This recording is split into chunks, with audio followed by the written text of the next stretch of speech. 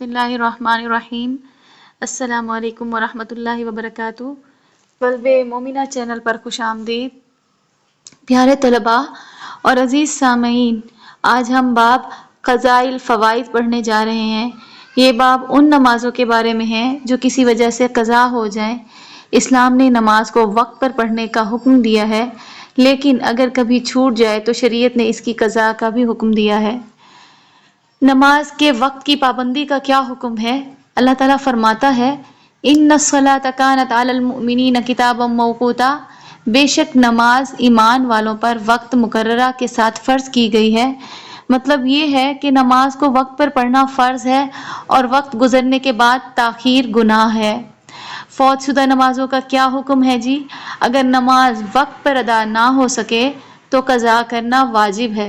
रसूलुल्लाह सल्लल्लाहु अलैहि वसल्लम ने फरमाया, मन नामा अन सलातिन औ नसियहा फ़कफ़ारतुहा अन युसल्लिहा इज़ा ज़करहा। जो शख्स नमाज पढ़ना भूल जाए या सो जाए तो उसका कफ़ारा यही है कि जब याद आए फ़ौरन पढ़ ले।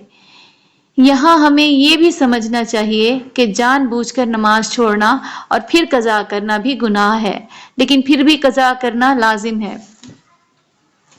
क़ज़ा नमाज पढ़ते वक्त नियत ज़रूरी है। मसलन मैं क़ज़ा कर रहा हूँ कल की फ़जर की फ़र्ज़ नमाज। सिर्फ फ़जर की नमाज कहने से भी हो जाएगी, क्योंकि वक्त गुजरने के बाद वो क़ज़ा ही शुमार होगी। मिसाल, जैसे अगर किसी ने कर्ज वापस नहीं किया तो बाद में ये पुराना कर्ज कहकर वापस करना पड़ता है। ऐसे ही क़ज़ा नमाज भी पुरानी नमाज का कर्ज है।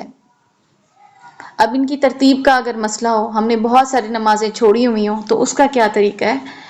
अगर किसी पर एक ही दिन की 2-3 नमाजें क़ज़ा हैं तो तरतीब के साथ पढ़नी होंगी, पहले फ़जर फिर ज़ोहर वगैरह। लेकिन अगर बहुत ज़्यादा नमाजें क़ज़ा हो जाएं, महीनों या सालों की, तो तरतीब साक़ित हो जाएगी।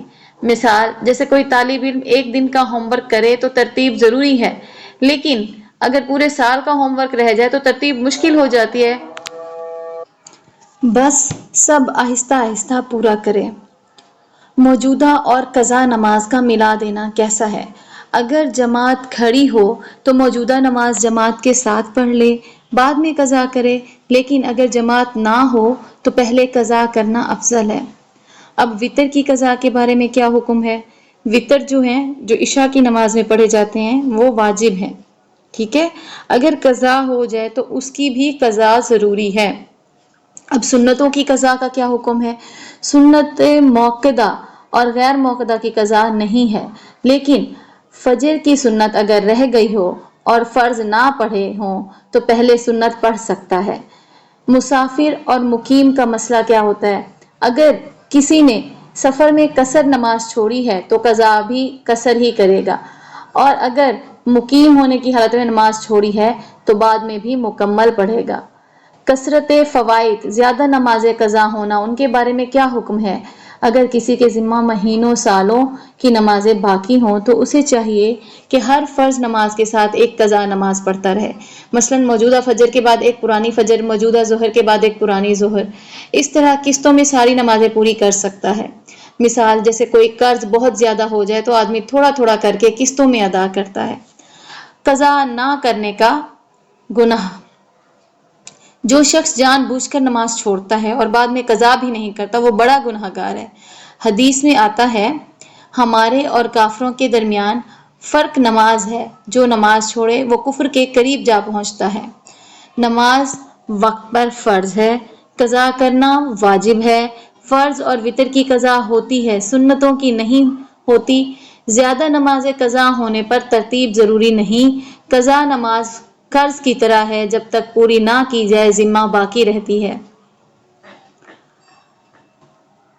प्यारे तलबा और अजीज़ों, नमाज हमारी ज़िंदगी की सबसे बड़ी इबादत है। अगर कभी नमाज छूट जाए तो फ़ौरन क़ज़ा करें, क्योंकि ये अल्लाह का कर्ज़ है। हम दुनिया का कर्ज़ कभी नहीं छोड़ते, तो अल्लाह का कर्ज़ कैसे छोड़ सकते हैं? अल्लाह हमें नमाज वक्त पर पढ़ने की तौफ़ीक दे, और अगर कोई नमाज क़ज़ा हो गई है तो जल्द अज़ जल्द उसकी अदायगी کی ہمت دے، آمین یا رب العالمین۔ آج کے لیے بس اتنا ہی۔ اگر آپ چینل پر نئے ہیں تو چینل کو سبسکرائب کریں، ویڈیو کو لائک کریں اور آگے شیئر کریں تاکہ آپ کو مزید اس طرح کی ویڈیوز ملتی رہیں۔ جزاک اللہ خیرا۔